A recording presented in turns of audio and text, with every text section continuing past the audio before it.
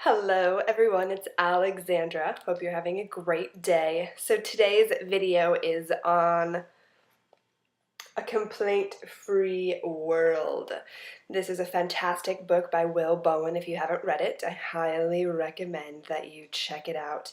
He's doing some amazing work in the world and I love this book. It's simple and practical and fantastic.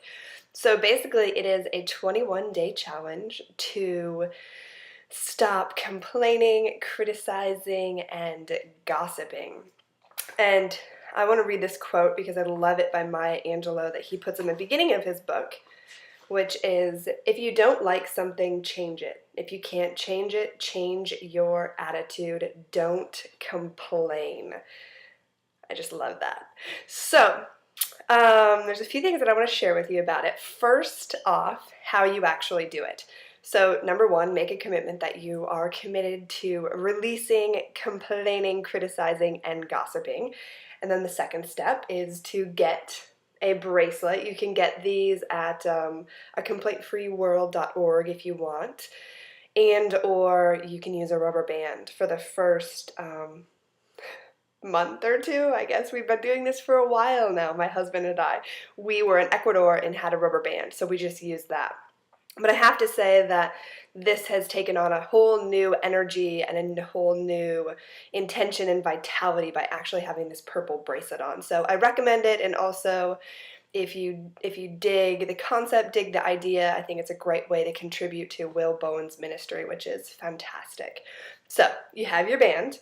Then you go about your daily life and you see if you complain, criticize, and gossip. And when you do, you switch your band to the other side and you start again. And you keep doing this until you get to 21 days straight of no complaining, no gossiping, and no criticizing.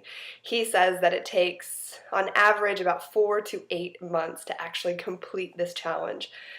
And I'll be honest, when I first started it, I was all about it. I was like, oh, I'm totally going to do it in like a month.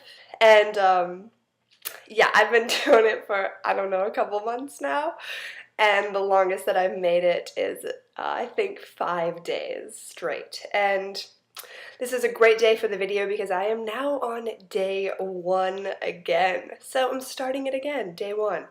So, anyways, also a little note on, let's say you complain and you're like, oh, I'm gonna, it's kind of like the whole diet thing. You went off your diet and then you're gonna binge for the rest of the day.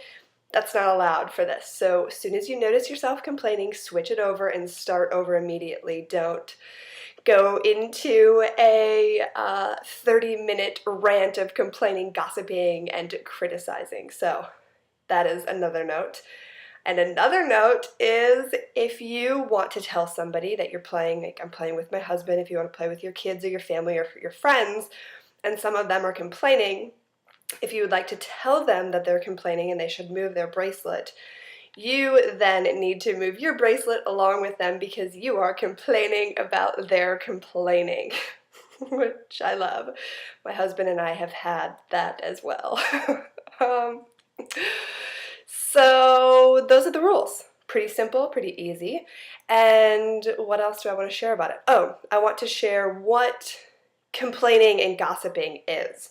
So to start off, in the dictionary, this isn't from his book, complain is a verb to express grief, pain, or discontent, complaining about the weather, or to make a formal accusation or charge. So that is what complaining is, and he has this great little passage in here that I like. Complaining is talking about things you do not want rather than what you do want. When we complain, we are using our words to focus on things that are not as we would like. Our thoughts create our lives, and our words indicate what we are thinking.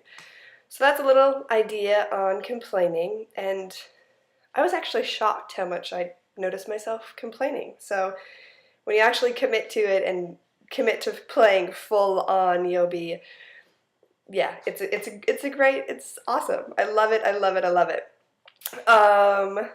So also gossiping. He has these great rules of gossiping, just to be clear about what actually is gossip. So, Will says, there's 2 rules. What you're saying about the absent person is complimentary. And 2, you would repeat word for word what you're saying if the absent person was present. So essentially, you can appreciate people, and that is about it, which is awesome. So that's gossiping. And he also says no cheating by saying, what does he say? Calling it positive when you know that the underlying message is critical. So just being mindful of how you're talking about people, and if there's an underlying, you know, um, anger or frustration or disappointment or whatever is underlying, be honest about it and switch your bracelet. So, those are the simple rules. And I know somebody is probably thinking, but am I going to be denying my feelings and denying what's true for me and all of those things? You are not denying your feelings. I'll say something that you can do is being honest about where you are of, I'm feeling angry. Like, I'm feeling angry right now, I'm feeling sad, I'm feeling depressed. And it's more of a kind of neutral energy. Versus, I'm feeling angry and pissed off right now. That's, the underlying is complaining. So I think I'm all for honoring your feelings and feeling your feelings, and it's one of my big practices of tapping into what am I actually feeling. So I think it's important to acknowledge those, but also it's a great practice to bring your awareness and your attention to what your underlying intention and motives are around speaking. So it just brings a whole new level of awareness to what's actually being said. What is your energy actually communicating? So I think that is fantastic. And I've also found that I have less things to complain and criticize and gossip about when I'm not engaging in them. It kind of feeds on itself. If we start gossiping and we start complaining and criticizing it needs to be fed, and we just get on this cycle of complaining, gossiping, and criticizing. So when we just eliminate that and we stand in appreciation, and then if there is something that we don't like, we don't need to speak it per se in a negative, reactive way. We can step back, we can breathe and say, okay, this isn't exactly how I want it. What do I want? And then taking steps to actually do it. I think that's the biggest thing, is not being reactive to your life circumstances and to what's going on in the world, and actually stepping into your own power, accessing your power and saying, what can I do about it? What can I do about the world? What can I do about my life?